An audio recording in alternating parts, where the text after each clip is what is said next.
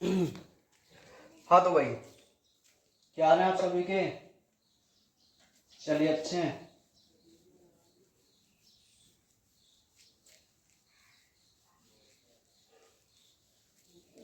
देखिए भाई, हमारा जो चैप्टर था,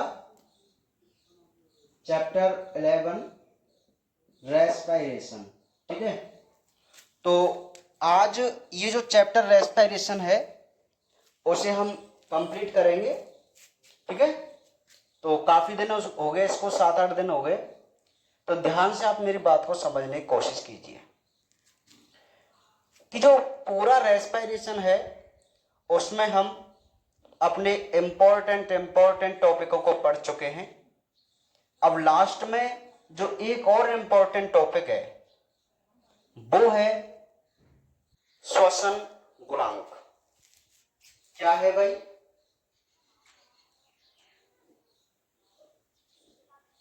श्वसन गुणांक। ठीक है, रेस्पिरेटरी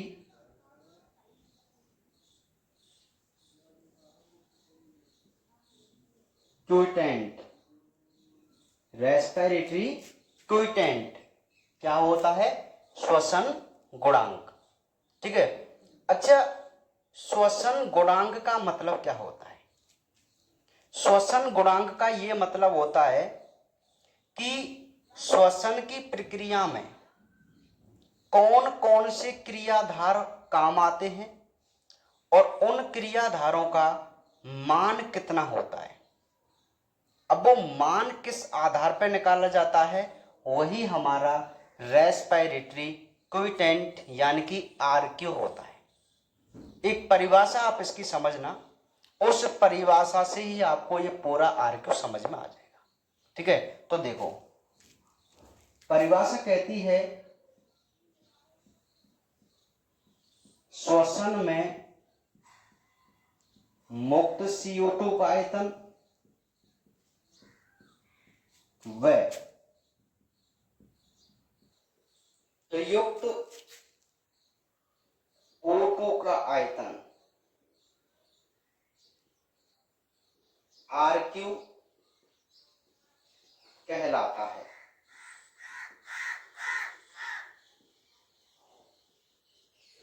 निर्मुक्त CO2 का आयतन बटे प्रयुक्त O2 का आयतन। ठीक है भाई, ये जो आपको डेफिनेशन या समीकरण दिखाई दे रहा है यही हमारा आरक्यू होता है। देखो कैसे भाई, जब भी हम रेस्पिरेशन की क्रिया करते हैं, श्वसन की क्रिया करते हैं, तो आप सभी को पता है कि हम CO2 रिलीज करते हैं और O2 को इनहेल करते हैं और उसको अपने अंदर काम में लेते हैं। अर्थात हम ऑक्सीजन को खर्च करके CO2 बाहर निकालते हैं। यही होता है ना। ठीक है, तो वो ये कहना चाह रहा है कि आप किसी भी श्वसन क्रियाधार को लेकर, मतलब कितने भी क्रियाधार हो सकते हैं जो श्वसन कराते हैं, कार्बोहाइड्रेट, वसा, प्रोटीन, ये सारे क्रियाधारी हैं, है ना, जिनसे हम श्वसन प्रक्रिया कर सकते हैं, आप सभी को पता है।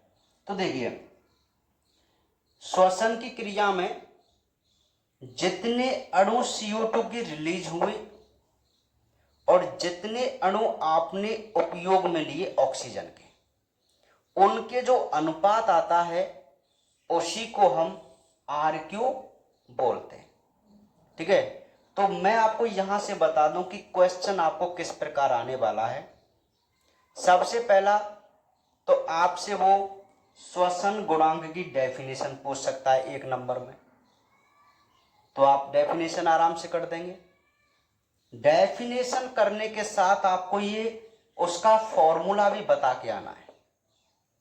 ऐसे नहीं आप ये लिखा है बस, ये फॉर्मूला नहीं लिख के आए।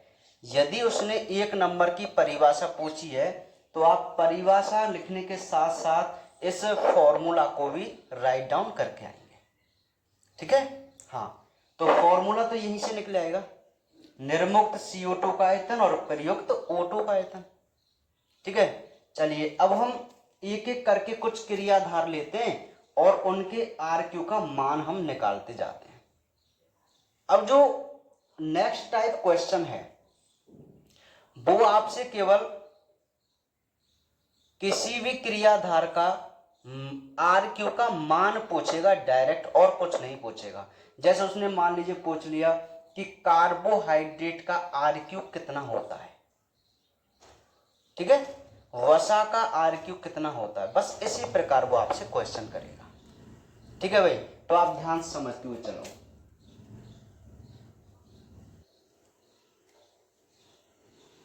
देखिए सबसे पहले हम बात करें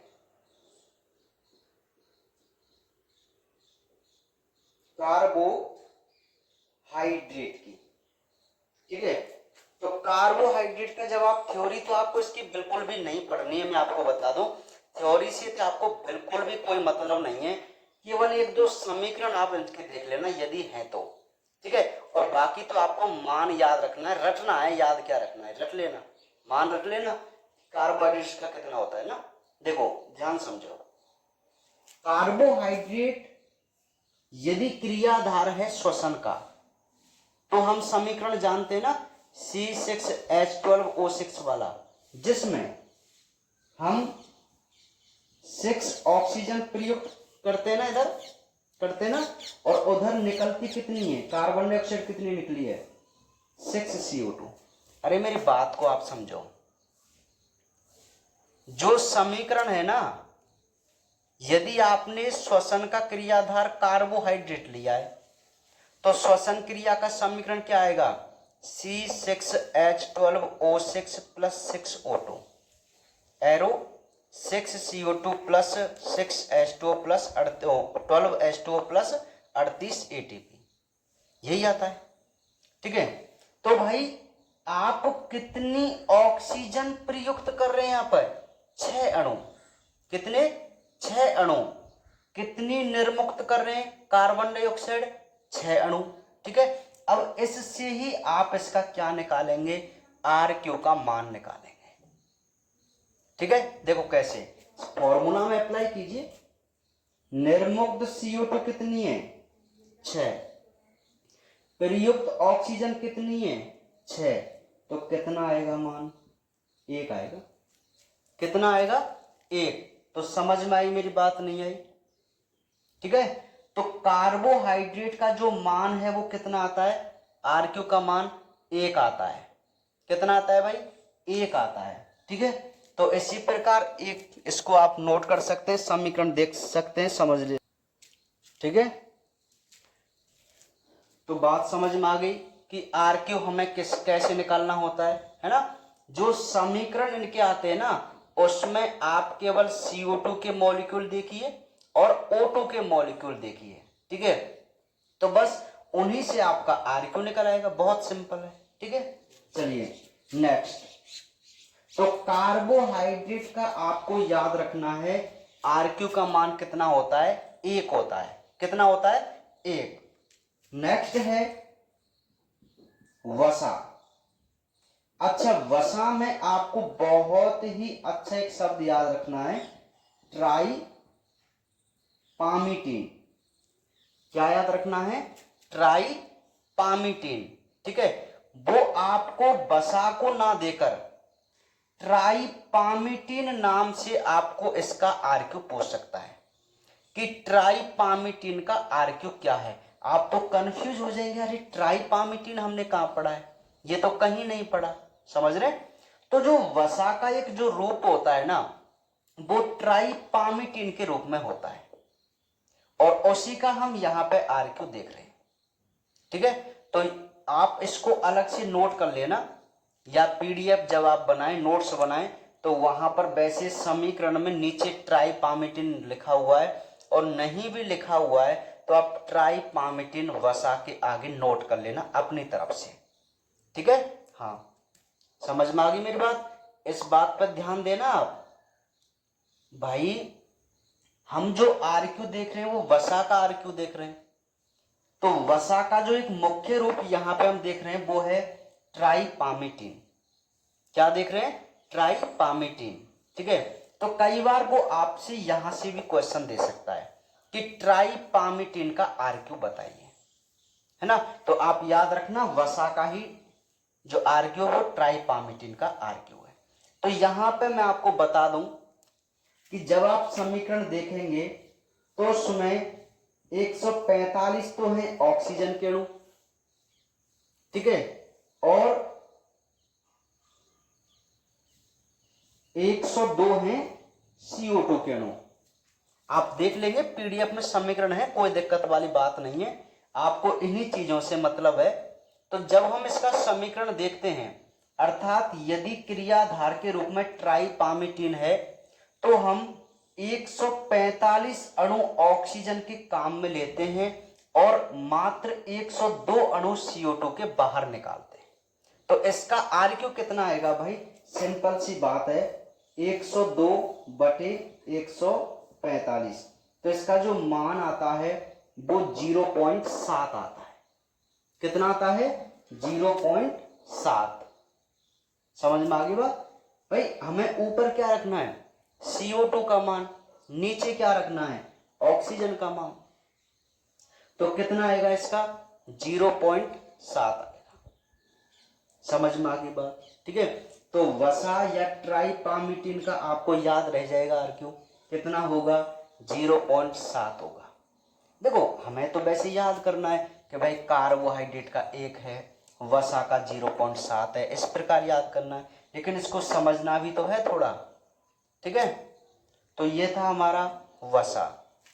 नेक्स्ट हम बात करते हैं प्रोटीन की। किसके बारे में बात करते हैं, प्रोटीन। तो प्रोटीन का हमारे लिए डायरेक्ट आरक्यू दिया हुआ है, उसका मान होता है 0.7 से 0.9, है ना, 0.7 से 0.9 ये प्रोटीन का आरक्यू होता है, ठीक है। किसका आरक्यू होता है, प्रोटीन का, ठीक है। तो अब ये 3 आरक्यू आपको मोस्टली पता चला, कार्बोहाइड्रेट, वसा और प्रोटीन, है ना। इसको आप ऐसे भी कह सकते हैं, इकाई से कम। क्या कह सकते हैं आप इसको, इकाई से कम। किसका मान, प्रोटीन के आरक्यू का मान इकाई से कम होता है ना। तो ये 3 आरक्यू आपको ज्यादातर याद रखने हैं, कार्बोहाइड्रेट का 1, वसा का 0.7, प्रोटीन का 0.9, ठीक है। अब वो यहां से कई बार क्या करता है, नीट में किस प्रकार क्वेश्चन देता है, वो कुछ आरक्यू के मान देकर, 4 आरक्यू के मान देकर वो आपसे पूछ लेता है इनको घटते हुए क्रम में या बढ़ते हुए क्रम में व्यवस्थित कीजिए। समझ रहे हैं, इनको घटते हुए क्रम में या बढ़ते हुए क्रम में व्यवस्थित कीजिए, ऐसे उसने पूछ लिया, ठीक है। तो अब हम यहां पे एक की और बात कर लें, जैसे एक होता है कार्बोक्सिलिक अम्ल, कार्बोक्सिलिक अम्ल। तो कार्बोक्सिलिक अम्ल यदि श्वसन का क्रियाधार है, अर्थात यदि किसी प्राणी में श्वसन की प्रक्रिया इसकी उपस्थिति में हो रही है, तो मैं आपको बता दूं कि हम यहां ऑक्सीजन का एक अणु काम में लेते हैं और निकालते हैं 4 CO2, ठीक है। तो कितना आएगा इसका आरक्यू, 4 आएगा। किसका, कार्बोक्सिलिक अम्ल का, ठीक है। कितना आएगा, 4। इसी प्रकार जो नेक्स्ट है सिट्रिक अम्ल, इसका आता है 1.14 और जो मैलिक अम्ल है उसका है 1.33। ये आरक्यू के मान है, डायरेक्ट जो हमको ज्यादा नहीं समझना, केवल इनके मान हमें याद रखने हैं। तो मैंने आपको 6 आरक्यू के मान यहां पे बताए। अब वो 6 आरक्यू के मान अभी देखो, अभी मैं आगे और बढ़ूंगा लेकिन अभी हम इन 6 को समझते हैं, ध्यान दीजिए। देखो, कार्बोहाइड्रेट का कितना है 1, वसा का कितना है 0.7, प्रोटीन का कितना है 0.9, कार्बोक्सिलिक का कितना है 4, सिट्रिक अम्ल का कितना है 1.1, मैलिक अम्ल का कितना है 1.3। यही है, ठीक है। तो ये मान हमें याद रखने हैं। अब वो यहां से नीट में कई बार क्वेश्चन पूछ लेता है, कई बार ये क्वेश्चन पूछ लेता है कि जैसे मान लीजिए उसने 4 दे दिया आपको, कार्बोहाइड्रेट दे दिया, वसा दे दिया, प्रोटीन दे दिया और सिट्रिक अम्ल दे दिया, ठीक है। ये 4 दे दिए और आपसे पूछा कि इनको आरक्यू के बढ़ते हुए क्रम के आधार पर अरेंज कीजिए। अब ये बढ़ते हुए दे सकता है, घटते हुए दे सकता है, किसी भी प्रकार दे सकता है, ठीक है। तो हम क्या करेंगे भाई, जैसे मान लीजिए उसने बढ़ते हुए आधार पर पूछा, तो सबसे पहले हम उसको लेंगे जिसका आरक्यू सबसे कम है। यहां पे मतलब जो उसने दिया है, तो वसा को सबसे पहले लिखेंगे, फिर प्रोटीन को लिखेंगे, फिर कार्बोहाइड्रेट को और फिर अपने सिट्रिक अम्ल को। तो ये बताओ बढ़ते हुए क्रम में हो जाएंगे नहीं हो जाएंगे, है ना।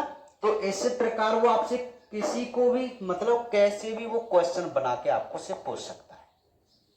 समझ में आ रही मेरी बात, ठीक है।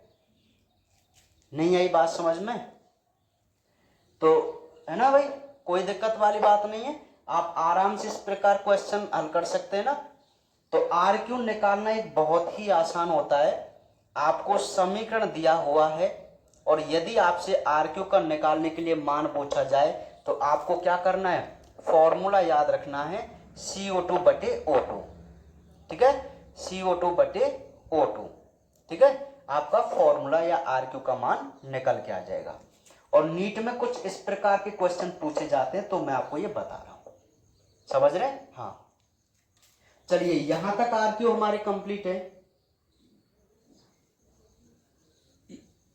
अब 2 और है हमारी हेडिंग जो कि अपने आप में बहुत इंपॉर्टेंट और 1 नंबर के क्वेश्चन को लेते हुए रखती है। अब वो क्या है, नेक्स्ट सुनो।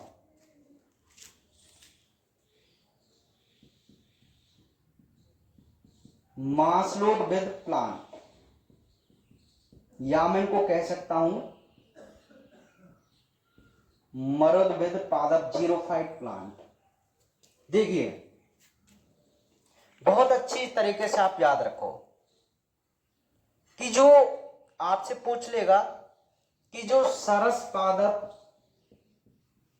मरुदविद पादप या मास्लोदविद पादप होते हैं, इनका आरक्यू क्या होता है। तो मैं आपको एक बात यहां पे बता दूं कि अब जो ये 2 हेडिंग हैं, ये वाली और इससे अगले वाली, ये अपने आप में बहुत इंपॉर्टेंट है, जो 1 नंबर का क्वेश्चन के रूप में बन के आ सकती है। देखो, कार्बोहाइड्रेट, वसा, प्रोटीन और इनका तो हमें केवल मान ही याद रखना था अब तक कि बस इसका मान इतना, इसका मान इतना। लेकिन यहां आपको कुछ थ्योरी लिखते हुए क्वेश्चन पूछा जा सकता है। अब वो देखना भी आप, एक सिंपल सी मैं आपको बात बता दूं कि जो मरुदविद पादप होते हैं, इनके आरक्यू का मान 0 होता है। Very very important. मरुदविद जो पादप हैं, इनके आरक्यू का मान क्या होता है, 0 होता है। तो यही आपसे एक क्वेश्चन बन के आएगा कि मरुदविद पादपों का आरक्यू 0 होता है क्यों। मेरी बात समझो, मरुदविद पादपों का आरक्यू 0 होता है क्यों। ठीक है, तो अब ध्यान से आप समझो। देखिए ये जो मरुद्भिद पादप हैं, मरुद्भिद पादपों में यदि आपको बात, तो देखिए मरुद्भिद पादपों में एक बार मैंने आपको एक बात बताई थी। क्या बात बताई थी? जब हमने C4 चक्र पढ़ा, याद है? C4 चक्र, सॉरी कैम चक्र। क्या पढ़ा था? कैम चक्र। तो कैम चक्र में क्या था? कैम चक्र में एक यह बात मैंने आपको बताई थी, ध्यान समझो, बहुत इंपॉर्टेंट है, इसलिए आपको ढंग से हर कंसेप्ट उसको समझना है कि आखिर मरुद्भिद पादपों का आर्क्यू शून्य होता है क्यों। हम इसको याद कर लेंगे लेकिन हमें समझ में नहीं आएगा कि आखिर क्यों इसका शून्य होता है, रीजन क्या होता है। तो ध्यान से आप समझना, RVSE ने इतना एक्सप्लेन इसको नहीं किया है, ठीक है। तो देखो सिंपल सी बात है, बहुत अच्छी। एक बात मुझे आप बताओ कि RQ जब हम निकालते हैं तो CO2 और O2 को काम में लेते हैं ना, कि कितनी CO2 निकल रही है, कितनी ऑक्सीजन हम काम में ले रहे हैं, उसी आधार पे ही तो हम RQ निकाल के चल रहे हैं। यही तो बात है ना। अब देखो ध्यान समझो, नाइट के समय, रात्रि में क्या आप, अच्छा पहले तो आप कैम चक्र बताओ। कैम चक्र में यही तो था कि दिन के जो रात के समय इन प्लांटों के रंध्र खुलते हैं ना, है ना, पता है आपको। तो रात के समय जब इन प्लांटों के रंध्र खुलते हैं तो ये पता है क्या करते थे, ये C4 चक्र चलाते थे, है ना। और C4 चक्र चलाते थे तो CO2 को प्रयोग करके, CO2 का प्रयोग करके उसे मैलिक अम्ल में बदलकर रख लेते थे। कब? नाइट में, ठीक है। लेकिन दिन में क्या होता था? दिन में क्या होता था कि ये जो मैलिक अम्ल है वो अब C3 चक्र चलाता था, डिकार्बोक्सिलीकरण होकर, और C3 चक्र में ही हमारी क्या बनती है भैया? CO2 बनती थी। अर्थात CO2 रिलीज ये करता था दिन के समय। नहीं आई बात समझ में? अरे नाइट को इनके रंध्र खुलते हैं, मरुद्भिद पादपों के खुलते हैं रंध्र, तो ये CO2 को निकालने की बजाय, CO2 को निकालने की बजाय रात्रि में ये उसे अपने काम में ले लेते हैं। और हमें क्या करना है RQ में? निर्मुक्त CO2 का आयतन। तो एक बात मुझे आप बताओ, अच्छा दिन के समय इसके रंध्र नहीं खुलते तो जो इसके अंदर CO2 है उसका क्या करेगा? ये कुछ नहीं करेगा दिन के समय। तो दिन के समय जो मरुद्भिद पादप होते हैं वो अपने CO2 को निर्मुक्त करते हैं श्वसन क्रिया के माध्यम से, ठीक है। लेकिन नाइट में क्या होता है? नाइट में ये प्लांट अपने CO2 को रिलीज नहीं करते, ये उसे अपने भोजन बनाने के लिए काम में ले लेते हैं, ओनली नाइट में, ठीक है। तो जब ये नाइट में अपने CO2 को, ये नाइट में अपने CO2 को काम में ले रहे हैं और निकाल नहीं रहे हैं, तो आप मुझे एक बात बताओ, तो नाइट के समय, अब मैं ऐसे मानो, ध्यान से समझना आप, जो मरुद्भिद पादप हैं, रात्रि की मैं बात करूं तो CO2 का मान क्या आएगा? 0 आएगा, नहीं आएगा। और जो ऑक्सीजन ये काम में लेता है वो 3 अणु लेता है ऑक्सीजन के, तो 3 का भाग यदि आप शून्य में देंगे तो हमारा आंसर क्या आएगा? शून्य। तो ये कंडीशन केवल इसमें नाइट के लिए होती है, दिन में ऐसा नहीं होता। दिन में इसका जो आरक्यू है वो आरक्यू आता है, अर्थात CO2 जो है वो इससे बाहर निकलती है दिन के समय। लेकिन नाइट के समय इन मरुद्भिद पादपों का जो आरक्यू है वो कितना आता है, 0 आता है। और यही हमसे क्वेश्चन पूछा जाता है। आप ऐसे लिखेंगे, उसने क्वेश्चन दिया कि मरुद्भिद जो प्लांट होते हैं उनका आरक्यू 0 होता है, क्यों? तो आप सिंपली बताएंगे कि रात्रि के समय मरुद्भिद पादपों में CO2 निर्मुक्त नहीं होती, जबकि O2 प्रयुक्त होती है। क्लियर है? CO2 नहीं निकलती, लेकिन ऑक्सीजन जरूर काम में लेते हैं, तो 0 मान CO2 का आएगा और ऑक्सीजन के 3, तो 0 आंसर आएगा, इसलिए इनका मान 0 होता है। समझ में आई मेरी बात? नहीं आई तो बताओ, आप इसको कर सकते ना इस क्वेश्चन को, कि आखिर क्यों मरुद्भिद पादपों का या सरस पादपों का या मांसलोद्भिद पादपों का आरक्यू 0 होता है। तो वो आपसे यहां एग्जाम्पल भी दे सकता है, जैसे आपसे पूछ ले कि जो नागफनी है, नागफनी का आरक्यू 0 होता है, क्यों? पहले तो आप इसका नाम मान ही याद रखो कि नागफनी का आरक्यू 0 होता है, फिर इसका आंसर, कारण, रीजन तो आप बता देंगे कि नाइट के समय ये CO2 को निर्मुक्त नहीं करते, जबकि O2 को प्रयुक्त कर लेते हैं, अतः इनका आरक्यू 0 होता है। आप उसमें भाग दे के बता देंगे, मतलब O और ऐसे, सॉरी 0 और 3 करके। समझ में आ गई बात? तो क्लियर है आपको बात कि आखिर मरुद्भिद पादपों का आरक्यू रात 0 होता है, क्यों? तो वो भी नाइट में होता है। ठीक है, समझ जाएंगे ना आप इस बात को, है ना? हाँ, क्योंकि नाइट के समय इन प्लांटों से क्या रिलीज नहीं होता, क्या रिलीज नहीं होता भाई? कार्बन डाइऑक्साइड रिलीज नहीं होता। ठीक है, चलिए अब लास्ट जो है वो है अवायवीय श्वसन। अब ये भी बहुत अच्छा है, वो ये पूछ रहा है कि अवायवीय श्वसन का आरक्यू क्या होता है। तो यार हमारे दिमाग में बात आएगी, अवायवीय, तो अवायवीय का तो मतलब ये होता है कि यहां हम ऑक्सीजन का तो प्रयोग ही नहीं कर रहे हैं। भाई अवायवीय में आप ऑक्सीजन लेते हो क्या? नहीं लेते ना, तो ऑक्सीजन का जो मान है वो कितना आएगा यहां पर? 0।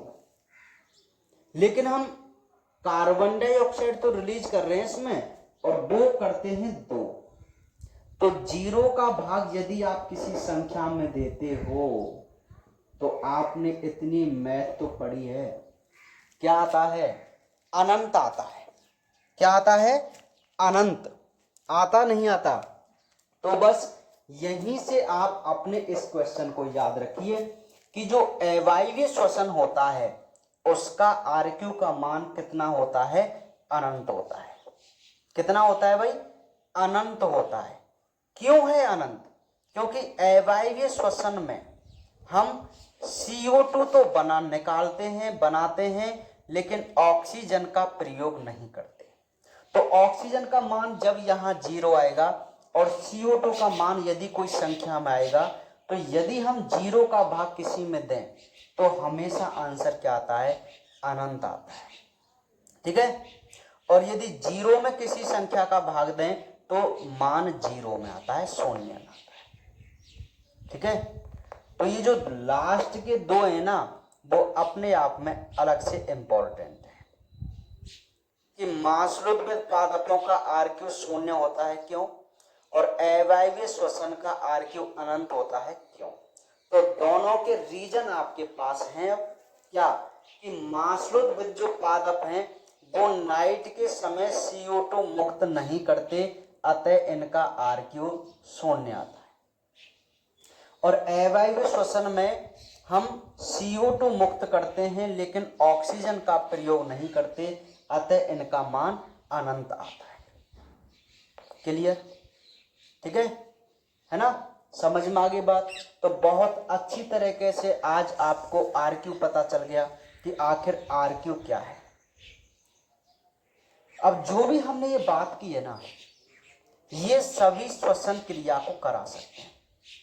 मतलब जितनों का हमने आरक्यू निकाला है ना, ये सब क्या करा सकते हैं हमारे अंदर या सभी जीवों के अंदर श्वसन की प्रक्रिया को, क्योंकि ये सब श्वसन क्रियाधार हैं और उनका हमने क्या निकाला है, रेस्पिरेटरी कोइटेंट, आरक्यू का मान, श्वसन गुणांक का मान।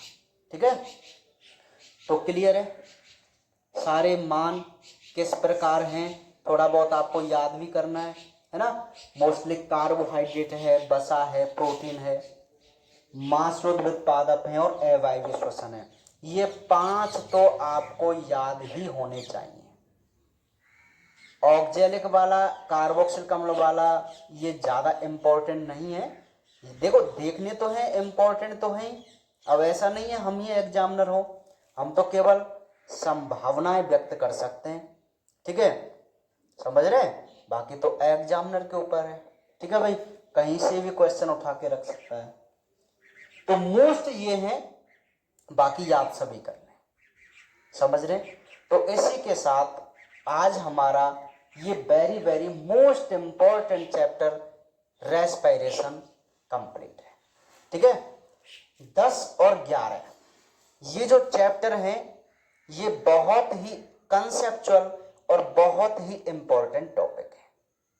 ठीक है, हर कंपटीशन एग्जाम की दृष्टि से और बोर्ड एग्जाम की दृष्टि से भी। बोर्ड एग्जाम में 4 नंबर का क्वेश्चन दोनों चैप्टरों से आएगा, ये फिक्स है, इसको कोई बदल नहीं सकता।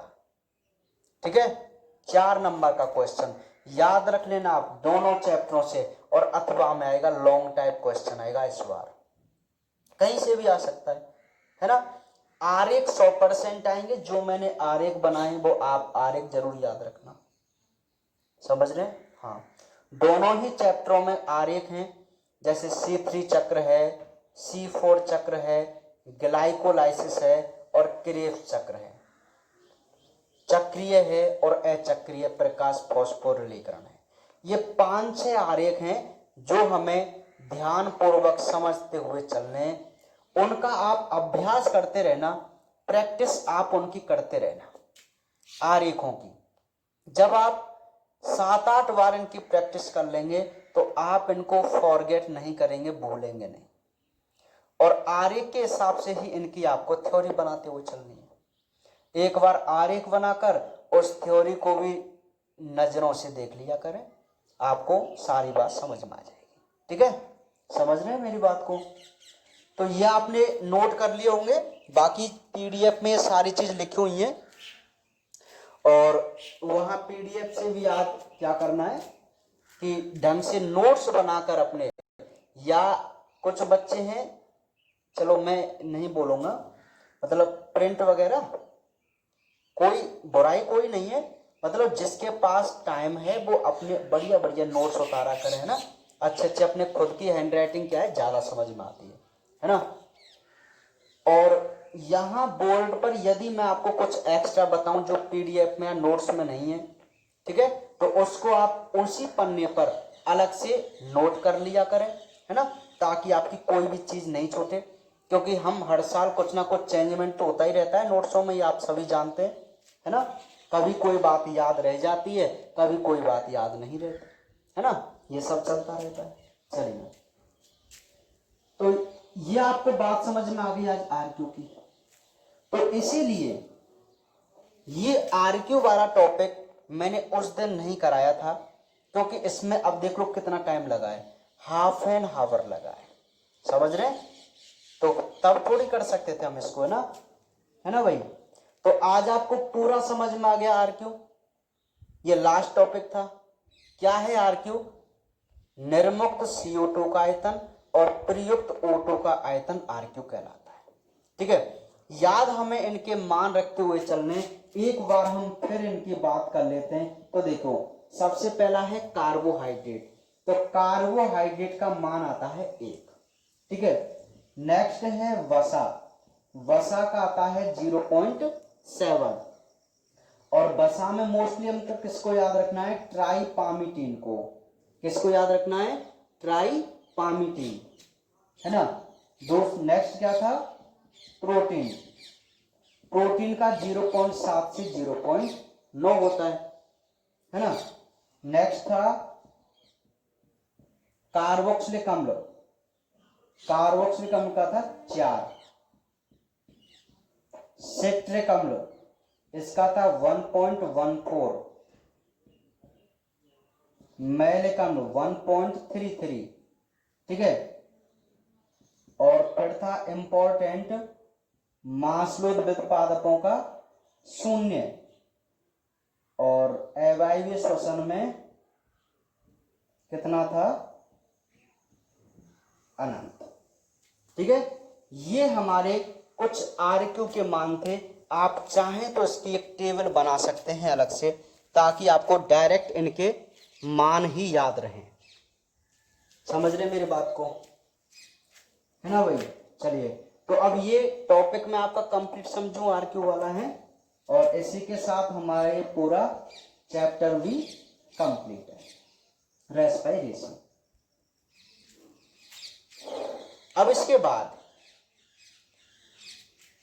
यहां इस यूनिट में 10, 11, 12, 13 4 चैप्टर हैं। 10, 11, 12 और 13। तो हम 10 और 11 दोनों इंपॉर्टेंट चैप्टरों की बात कर चुके हैं। अब जो है हम बात करेंगे चैप्टर नंबर 12 की। किसकी बात करेंगे, चैप्टर नंबर 12। अब जो चैप्टर नंबर 12 है ना, वो बहुत इंटरेस्टिंग टॉपिक है और सबसे सरल टॉपिक है। सबसे सरल जो चैप्टर है पूरी बायोलॉजी का, वो चैप्टर नंबर 12 है, ठीक है। क्योंकि यहां हम जो पढ़ेंगे वो पढ़ेंगे अपने नाइट्रोजन चक्र के बारे में। अभी मैं आपको बता देता हूं, थोड़ा इंट्रोडक्शन में आपको चैप्टर नंबर 12 से करा देता हूं। चैप्टर नंबर 12 जो है, उसमें हम नाइट्रोजन चक्र को पढ़ने वाले हैं, और इतनी इंटरेस्टिंग तरीके से हम इस पूरे चैप्टर को पढ़ेंगे कि आपको 1 मिनट में ये समझ में आ जाएगा। मतलब टाइम तो लगेगा, ऐसे नहीं है 1 मिनट में पूरी वीडियो कंप्लीट, है ना।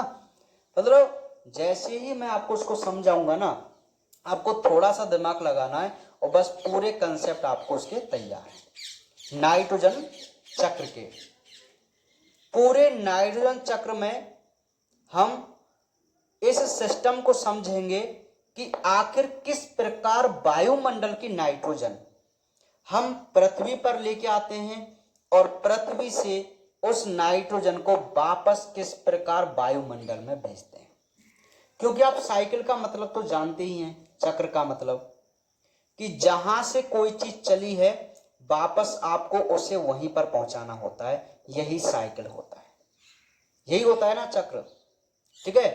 तो कल हम अपने वेरी वेरी इंपॉर्टेंट तरीके से अपने नाइट्रोजन चक्र के बारे में पढ़ेंगे, और उसमें ये देखने की कोशिश करेंगे कि आखिर किन किन माध्यमों से वायुमंडल की नाइट्रोजन को हमारे वातावरण में, हमारी पृथ्वी पर फिक्स किया जाता है। फिक्स करने के बाद उसे वापस किस प्रकार हम रिलीज करते हैं वायुमंडल में, ये सारी चीज हम कल पढ़ने की कोशिश करेंगे। बहुत ढंग से इसको पढ़ेंगे, क्योंकि बहुत इंटरेस्टिंग टॉपिक है। इंपॉर्टेंट तो मैं ये नहीं कह सकता, क्योंकि यहाँ पर इस यूनिट में बहुत इंपॉर्टेंट जो चैप्टर हैं वो 10 और 11 हैं। कई बार ही चैप्टर नंबर 12 का नंबर आता है क्वेश्चन के रूप में आने का। हाँ, फिर भी 1 नंबर का क्वेश्चन यहां से बन जाता है।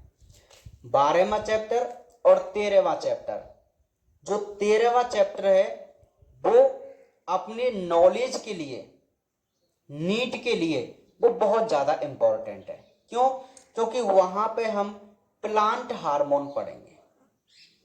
प्लांट हार्मोन कि पादपों में कौन कौन से हार्मोन होते हैं और वो उनके लिए क्या क्या इंपॉर्टेंट काम करते हैं, ठीक है। तो वहां से भी बोर्ड एग्जाम में वैसे 1 नंबर के क्वेश्चन का ही आने का ज्यादातर चांस होता है, ठीक है। लेकिन जो लॉन्ग टाइप क्वेश्चन आएगा वो आपका 10 और 11 से ज़्यादा चांस होते हैं। ठीक है, तो 12वां चैप्टर बोर्ड एग्जाम की दृष्टि से ज़्यादा इंपॉर्टेंट तो नहीं है, लेकिन फिर भी 1 नंबर का यह क्वेश्चन आ सकता है, कोई बुराई नहीं इसमें। समझ रहे बात, है ना। तो आज आप अपने पूरे 10 और 11 में जो चैप्टर है ना, 11वां चैप्टर, इन सभी के आरेख बना के आप देखो, जिनमें हमने चक्रीय, अचक्रीय, C3 चक्र, C4 चक्र इनको पढ़ा था, 4-5 चक्र थे ना।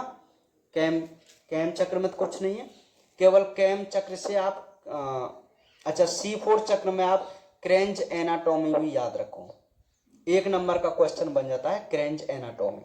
ठीक है, एग्जाम्पल याद करो कि किन प्लांटों में C3 चक्र, किन प्लांटों में C4 चक्र, 2-3 एग्जाम्पल आपको याद रखने हैं। ठीक है, 11वें चैप्टर में ग्लाइकोलाइसिस जो चक्र है उसके इस बार आने के दोबारा से चांस है, ग्लाइकोलाइसिस चक्र के, है ना।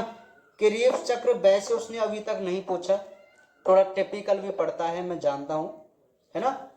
तो वैसे कम चांस है क्रेब्स चक्र के आने के, लेकिन फिर भी आपको वो पढ़ के हुए चलना है भाई, आ सकता है, बिल्कुल कोई बुराई वाली बात थोड़ी है उसमें, है ना। तो आप इसी प्रकार इन सभी चैप्टरों को जैसे ही कंप्लीट हो जाएं तुरंत लर्न कर लिया करें, यदि कोई दिक्कत है तो पूछ लिया करें। ठीक है, अभी 1-2 दिन बिजी था तो कुछ बच्चों के रिप्लाई नहीं कर पाया। ठीक है, तो अब फ्री हूं मैं, है ना भाई। और वैसा की गाइडलाइंस आ चुकी है, 21 सितंबर से है, कुछ पूछने के लिए आप स्कूल वगैरह भी आ सकते हैं, धीरे धीरे अब स्कूल खुल भी जाएंगे, देखो क्या होता है आगे ना। चलिए, तो अब जो बाकी बात हम करेंगे कल ही करेंगे, क्योंकि आज हम टॉपिक भी नया स्टार्ट नहीं कर सकते, टाइम नहीं है। तो कल से ही हम अपने चैप्टर नंबर 12 के बारे में बात करेंगे। ठीक है, तो बाकी बातें मिलते हैं कल।